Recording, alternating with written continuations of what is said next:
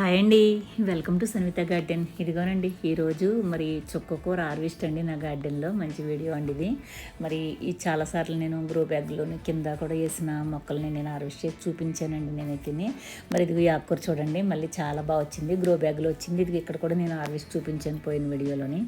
మరి ఇది నేను కొంచెం ఈరోజు హార్వెస్ట్ చేసుకుంటున్నానండి. చాలా బాగుంది, నవనవలాడుతూ ఉంది, ఏ మందులు కొట్టలేంది కదా. చుక్కకూర అయితే చాలా చాలా టేస్టీగా ఉంటుందన్నమాట. ఎందుకంటే నేను చుక్కకూర ఫేవరెట్.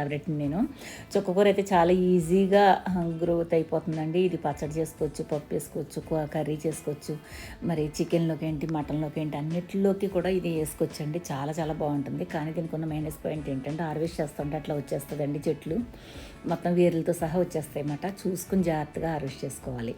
చాలా బాగా గ్రోత్ అయిపోతాయి తొందరగానే. సరేనా? మరి చిన్న పార్ట్లో మీరైనా కూడా ట్రై చేయండి. సరేనా? చూసాను, అందించండి. ఉంటానండి. బాయ్ అండి.